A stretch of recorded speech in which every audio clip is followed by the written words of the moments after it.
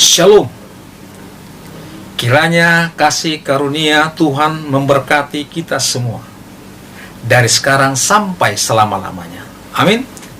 Saudaraku, Allah itu baik dan kebaikan Allah itu selama-lamanya. Hari ini kita akan menerima berkat Tuhan melalui firman-Nya. Kita akan semakin diteguhkan dalam iman. Pada jam yang indah ini, Tuhan memberi kesempatan kepada saya untuk menyampaikan firman-Nya dengan satu topik yang penting, yaitu rendah hati. Mari berikan hatimu. Kita sama-sama berdoa. Bapa di surga, kami puji dan sembah nama Tuhan pada kesempatan ini. Oleh karena firman-Mu akan berkumandang, firman-Mu akan menjadi kekuatan bagi kami. Berkati hamba-Mu yang akan menyampaikan firman-Mu. Berkati para pemirsa yang mendengarkan firman Tuhan ini.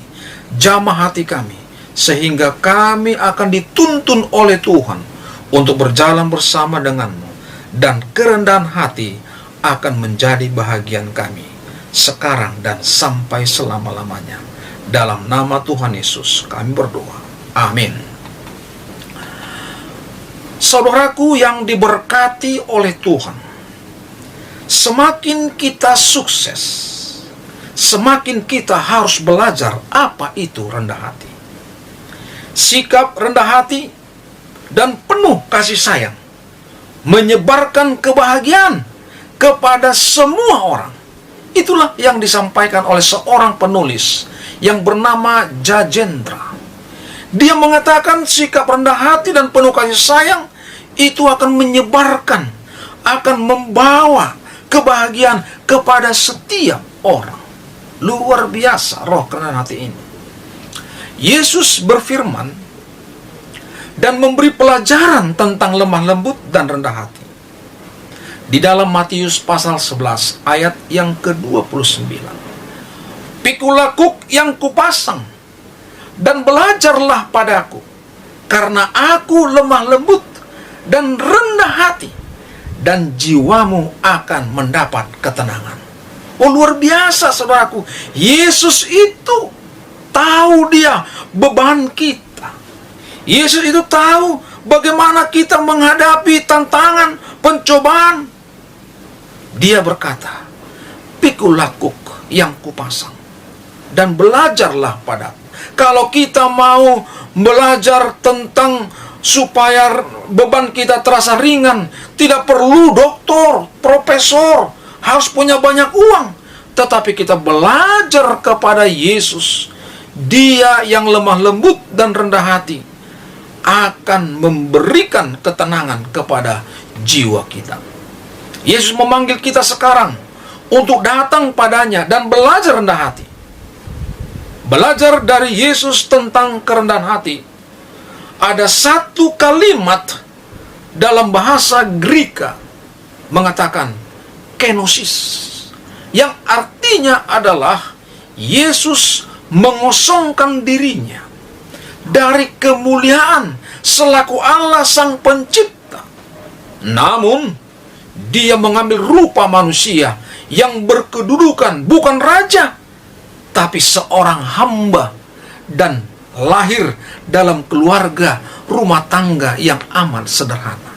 Pengertian kenosis, rendah hati, menuju kepada Yesus Kristus. Mengapa saudaraku? Yesus pencipta langit dan bumi, tetapi Dia datang ke dunia ini mengosongkan siapakah Dia yang sesungguhnya. Dia memberi pelajaran kepada saudara sebagai seorang pemimpin di perusahaan, kepada saudara yang memiliki jabatan, kepada kita yang memiliki kedudukan. Mungkin saja kita memiliki harta. Yesus memiliki semua itu, tetapi Dia menunjukkan bagaimana kerendahan hati itu. Dia mengosongkan dirinya.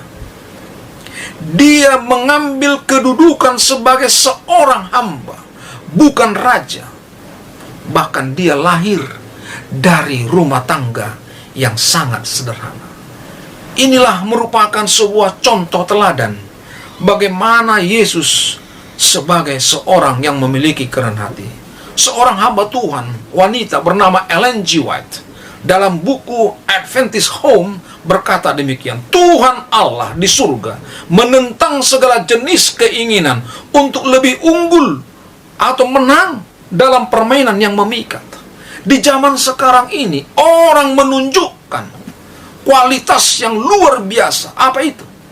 Dia mau sepertinya orang tertarik pada dirinya. Orang-orang yang memiliki kecakapan, memiliki karisma, sehingga orang akan melihat kepada dirinya, bukan kepada Tuhan sang pemberi hikmat, kepada Tuhan sang pemberi karisma kepada seseorang itu.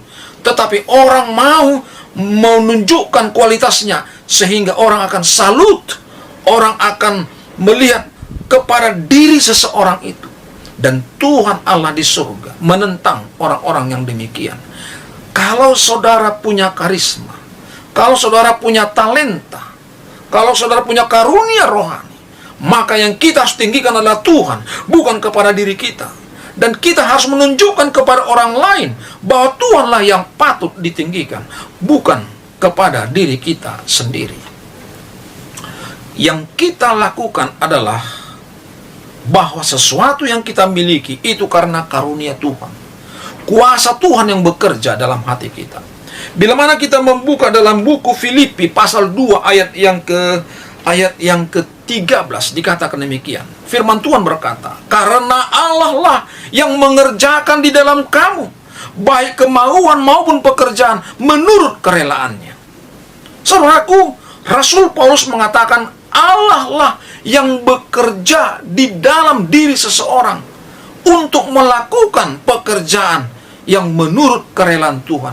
Apa yang Tuhan inginkan untuk kita kerjakan, itu adalah karena Tuhan bekerja dalam diri kita. Kalau kita berkhotbah, kalau kita bekerja, kalau kita menjadi seorang pemimpin di perusahaan, itu karena Allah yang bekerja dalam diri kita, sehingga kita melakukan apa yang dikehendaki oleh Tuhan.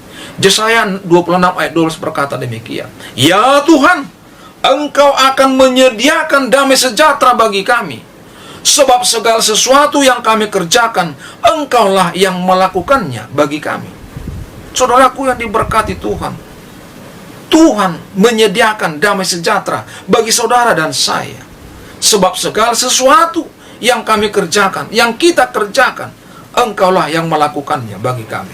Itu adalah pekerjaan Tuhan yang kita lakukan. Ada rencana Tuhan dalam kehidupan kita. Orang yang rendah hati adalah satu, saudaraku, orang yang semakin dekat dengan Yesus. Saudaraku yang diberkati Tuhan, ingat, orang yang rendah hati, poin yang pertama adalah dia semakin dekat kepada Yesus. Semakin dekat engkau datang kepada Yesus, maka semakin berdosalah dirimu kelihatan di pemandangan. Saudaraku, kalau kita semakin dekat kepada Yesus, Yesus yang maha suci, Yesus yang maha baik itu, maka kita akan melihat, oh, betapa kita ini memiliki banyak kekurangan dari Yesus. Jadi kita patut rendah hati.